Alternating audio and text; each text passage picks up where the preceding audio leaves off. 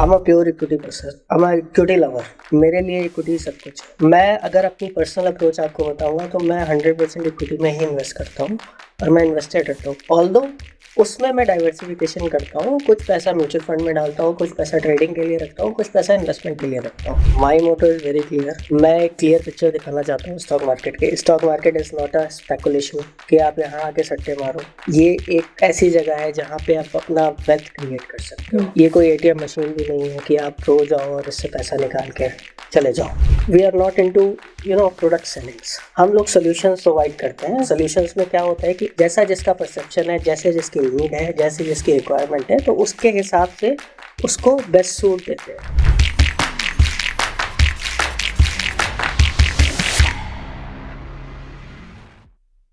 Hello everyone, I am Shruti Shrivastava along with my co-host Shruti Tiwari, and today we will talk about the inspiring journey of our guest, Mr. Shival Rastogi, who is founder of Bandhu for You.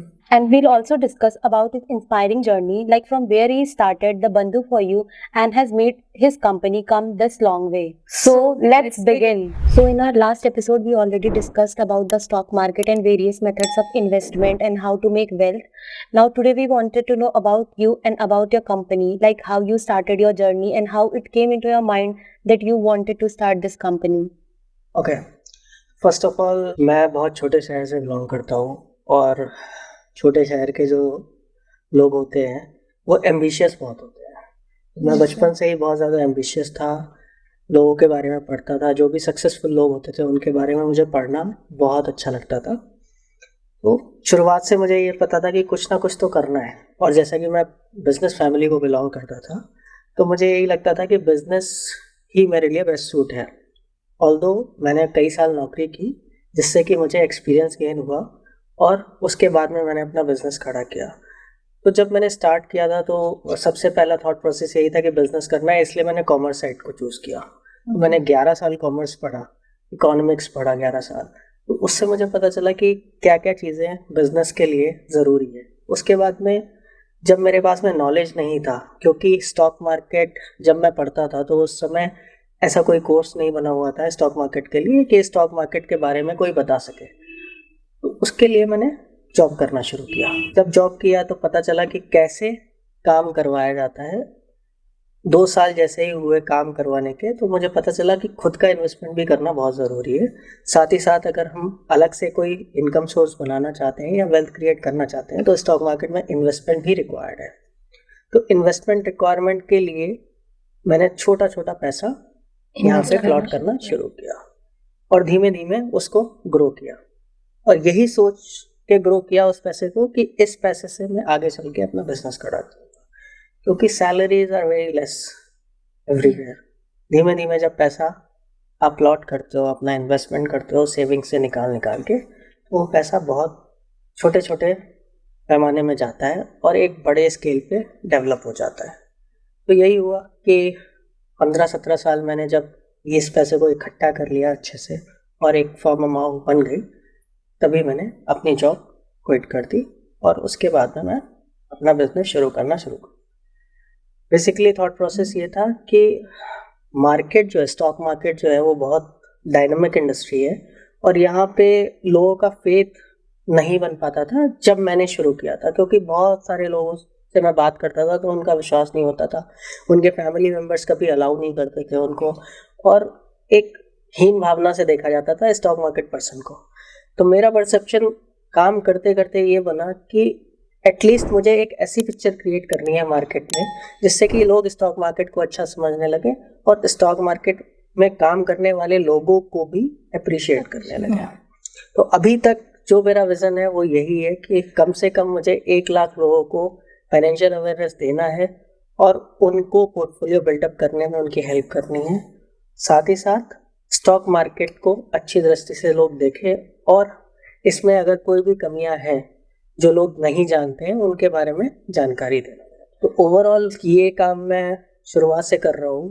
मैंने practice को बिल्कुल genuine रखा। 23 साल हो गए मुझे ये काम करते हुए और मैं कोशिश कर रहा हूँ कि अगले 23 साल भी मैं सेम प्रैक्टिस रखूँ और यही काम करता रहूँ। Sir, as you have said that you have 23 years of experience, sir, so what lessons you have gained in the last 23 years in this industry, and what kind of product and services does your company provide? Okay, तो first of all मैंने इस market में सबसे पहले तो ये सीखा है कि इस मार्केट के लिए लॉयल होना पड़ता है। सी, अगर आप कोई भी रिलेशनशिप में लॉयल हैं तभी वो आपको रिवॉर्ड करती है। तो इसी तरीके से मार्केट को मैं as a human being consider करता हूँ अपनी लाइफ में, और मुझे लगता है कि मार्केट ही मेरे लिए सब कुछ है। ठीक है, तो जब कोई इंसान मेरे लिए सब कुछ होगा तो मैं उसके कहने पे सारे काम करूँगा, ऐसा परसेप्शन होता है पर्सन टू पर्सन रिलेशनशिप में। तो मार्केट जिस डायरेक्शन में चलती है उस डायरेक्शन में हम काम करते रहते हैं। ठीक है, तो ये बात अप्लाई होती है अपने ट्रेडिंग सेगमेंट में। और दूसरी बात ये होती है कि जो इन्वेस्टमेंट जर्नी है, इन्वेस्टमेंट में मैंने ये देखा है कि एसेट क्लास में जो जितना लंबा इन्वेस्टेड है उतना ही ज़्यादा वेल्थ क्रिएट करता है। जैसे मैंने पिछले वीडियो में बताया था कि 2003 में मुझे 125 रुपये में मारुति का शेयर अलॉट हुआ था, 100 शेयर्स अलॉट हुए थे, और वो आज भी मैंने होल्ड किए हुए हैं। उसका रीज़न यही है कि 20 साल में मुझे 100 गुना वेल्थ क्रिएट करके दिया है मारुति ने केवल। तो इस तरीके से एन नंबर ऑफ स्टॉक्स हैं जो कि लॉन्ग टर्म इन्वेस्टमेंट में अपने को फ्रूटफुल होते हैं। बस आपको थोड़ी सी समझ होनी चाहिए मार्केट की कि कौन सी चीज़ अगले 20 सालों के लिए हम लें जिसका प्रोडक्ट इतना अच्छा हो कि अगले 20 साल तक वो काम आए। तो इसी कॉन्सेप्ट को खड़ा रखने के लिए हमने अपने बिजनेस में सॉल्यूशंस प्रोवाइड करना शुरू किया। We are not into product sellings. ठीक है, हम लोग सॉल्यूशंस प्रोवाइड करते हैं। सॉल्यूशंस में क्या होता है कि अगर जैसा जिसका परसेप्शन है, जैसे जिसकी नीड है, जैसे जिसकी रिक्वायरमेंट है, तो उसके हिसाब से उसको बेस्ट सूट देते हैं। ठीक है, अगर मान लीजिए कि बीइंग अ स्टूडेंट और being a new career opportunist, आपके पास में बहुत कम पैसा होगा। ठीक है, आपके पास कम पैसा होगा तो आपके लिए एक बल्क मनी लगाना डिफिकल्ट, इम्पॉसिबल। तो मैं कभी भी आपको नहीं बोलूँगा कि इनिशियल स्टेज में आप स्टॉक मार्केट में इन्वेस्ट करना शुरू कर दो। ठीक है, तो वहाँ पे आपको छोटा छोटा इन्वेस्टमेंट की आदत डालनी है शुरुआत में। तो आपके लिए क्या होगा कि आपके लिए म्यूचुअल फंड में SIP करना इज द बेस्ट थिंग। ठीक है, जहाँ से आप एक्यूमुलेट कर सकते हो अपने फंड को और बड़ा कॉर्पस इकट्ठा कर सकते हो। मैं ट्रेडिंग करने के लिए भी नए बच्चों को अवॉइड करता हूँ। मैं उनको बोलता हूँ कि भाई आपको ट्रेडिंग नहीं करना है, पहले आप एक कॉर्पस इकट्ठा करो और उसके बाद में ट्रेडिंग करो। क्योंकि इन बिटवीन जब आप कॉर्पस इकट्ठा कर रहे होंगे तो आपको मार्केट का एक्सपीरियंस भी हो जाएगा, मार्केट कैसे मूव करती है, उसमें कितना अपसाइड डाउनसाइड आ सकता है, कितनी चीज़ें उसमें कैसी कैसी न्यूज़ के साथ में कितने हिकअप्स आते हैं। कोई पॉजिटिव न्यूज़ होती है तो उसमें भी कभी कभी गिरावट आ जाती है, कोई नेगेटिव न्यूज़ होती है तो उसके बावजूद आने के बावजूद भी उसमें तेज़ी आ जाती है। तो ये सब जो है वो एक्सपीरियंस काउंट होता है आपका। जब 2-3 साल आप मार्केट को रेगुलर देखते हो तभी आपको समझ में आता है कि हाँ किस चीज़ से क्या रिएक्शन हो रहा है मार्केट में, तब आप उसको सिंक कर पाओगे और फिर आप अपनी ट्रेडिंग जर्नी स्टार्ट कर सकते हो। इनिशियल स्टेज में as a newcomer you will start with SIP और investments, it's a best product. ठीक है, और उसके बाद धीमे धीमे जैसे जैसे आपका एक्यूमुलेशन बढ़ेगा, आपका कैपिटल ग्रोथ होगा, उसके बाद में आप ट्रेडिंग पे भी जा सकते हो और डायरेक्ट इन्वेस्टमेंट में भी जा सकते हो। म्यूचुअल फंड में अगर आपने एक बार इन्वेस्टमेंट किया तो पोर्टफोलियो में आपको पता चलेगा कि 50 शेयर्स हैं। ठीक है, अब 50 शेयर जब आपको पता है कि कौन कौन सी कंपनी में लगाए हुए हैं उन्होंने, तो आप उन कंपनीज के बारे में जाके अगर पढ़ोगे, देखोगे उनको, तब क्या आपको पता चलेगा कि ये अच्छी अच्छी कंपनीज में फंड मैनेजर्स ने इन्वेस्ट किया है। तो आपका माइंडसेट कैसा बनेगा कि हमें हमेशा अच्छी कंपनी में इन्वेस्ट करना है, हमें छोटी कंपनीज में इन्वेस्ट जहाँ पे प्रॉफिटेबिलिटी के चांसेस नल एंड वॉइड है, जहाँ पे प्रमोटर स्टेक कम है, तो वहाँ पे आप नहीं जाओगे। तो ये सारी चीज़ें इनिशियल स्टेज में आप देख सकते हैं। अब आपकी जगह पे कोई एजुकेटेड बंदा है और जो 20 साल का एक्सपीरियंस रखता है किसी भी इंडस्ट्री में और पैसे वाला है, तो उसको मैं ये सजेस्ट करूँगा कि भाई आप डायरेक्ट स्टॉक मार्केट में इन्वेस्ट कर सकते हो विथ लीस्ट रिस्क। ठीक है, और उसका पोर्टफोलियो मैनेज करेंगे कि भाई आपको एक्स अमाउंट लगाना है, उसमें आपको 20 शेयर खरीदने हैं, कौन से 20 शेयर हो सकते हैं, इस तरीके का बात कर सकते हैं।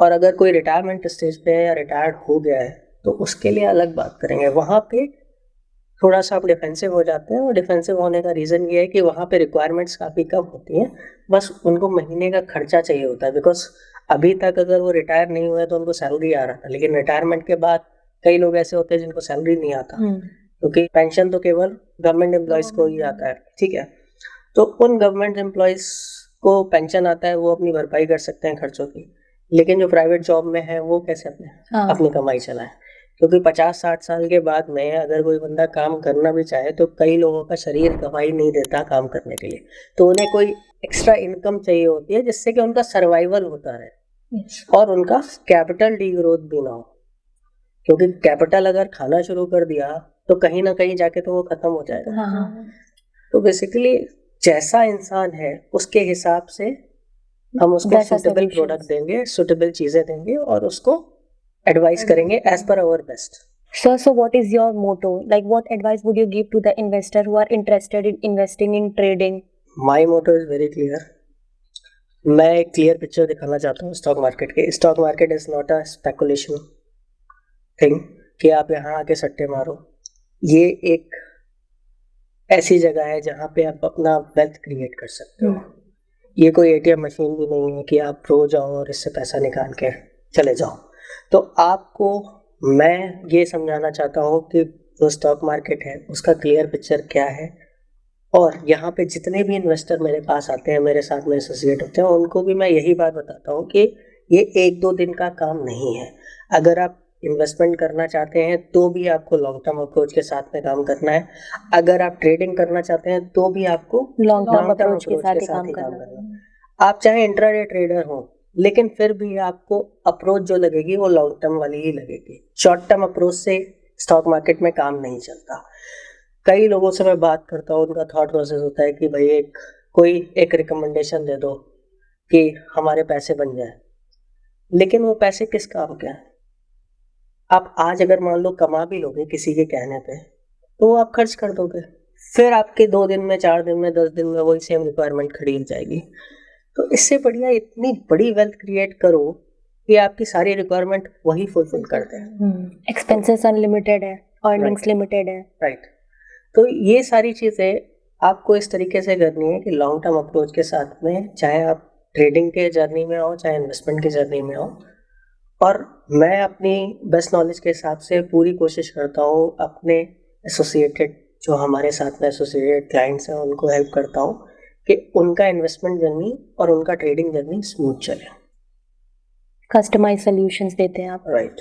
Sir, what is your personal management philosophy and how do you approach risk management in your portfolio? Okay, so I am a pure equity person, I am a equity lover. ठीक है, मेरे लिए इक्विटी सब कुछ है।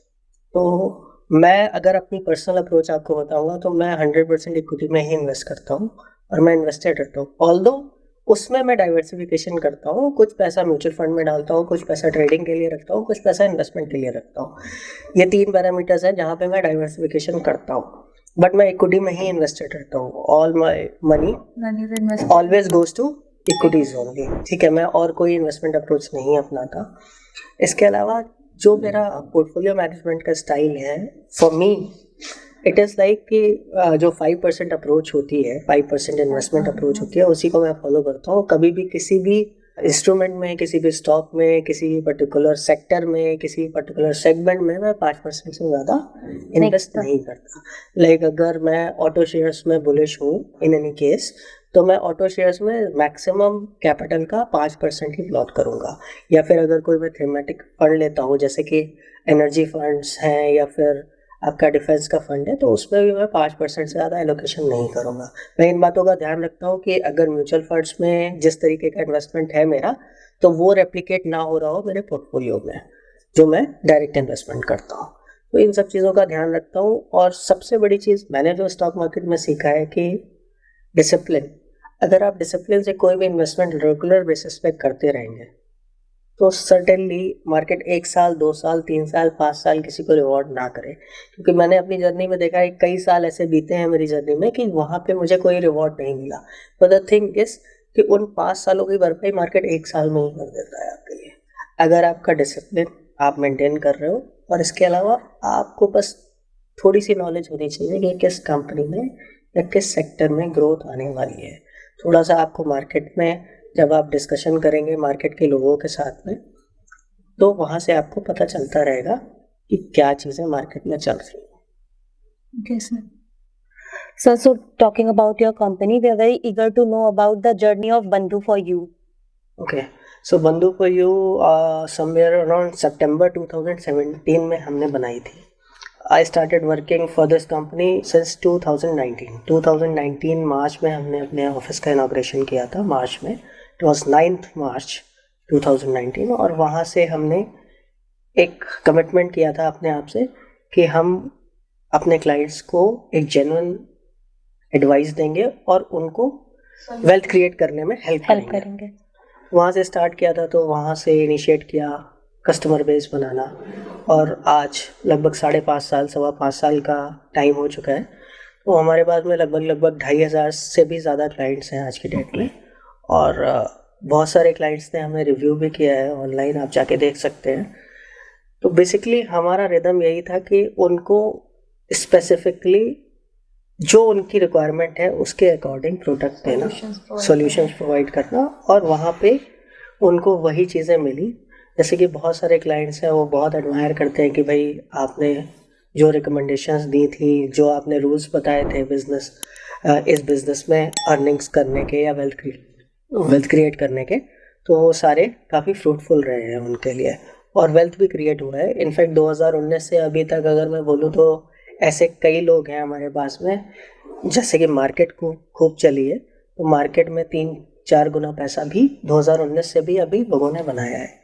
और ये कई कस्टमर्स हमारे साथ में ऐसे हैं कि जो 2001 से जुड़े हुए हैं, 2002 से जुड़े हुए हैं, 2010 से जुड़े हुए हैं, 2015 से जुड़े हुए हैं. तो वो भी कस्टमर बेस जो मेरे जॉब के टाइम पे मेरा साथ दे रहे थे, या मेरी जो भी एसोसिएटेड कंपनीज थी उनमें मेरे साथ में एज अ क्लाइंट काम कर रहे थे, तो वो मेरे साथ में एसोसिएट हुए और उन्होंने भी मेरा काफ़ी साथ दिया because of the thought process. Apart from that, जैसा कि बंधु भाइयों के लिए आपने पूछा था, तो हमारे पास में एक प्रॉपर टीम है और 3 ऑफिसेज हम लोग मेंटेन करते हैं दिल्ली में ही.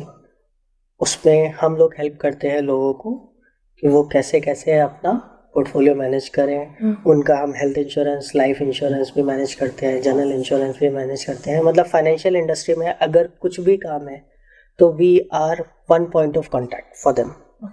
Bandhu for you is a one-stop solution for every financial problem. If any of our viewer contact you for the consultation, so what are the product basket you offer and what are the charges you charge for the consultation? So, first of all, I'll talk about the products. तो हमारे पास में stock market है, mutual funds है, insurance में general insurance है, health insurance है, life insurance है. इसके अलावा SME के इंश्योरेंसेस भी होते हैं, वो भी हैं हमारे पास में सारे. फिक्स्ड इनकम प्लान्स हैं, बॉन्ड्स हैं, FDs हैं. ये सारे प्रोडक्ट बास्केट हैं. जैसा कि आपने चार्जेस के बारे में पूछा, तो हमारे पास में जितने भी प्रोडक्ट्स हैं उसमें कंसल्टेंसी फ्री ऑफ कॉस्ट है.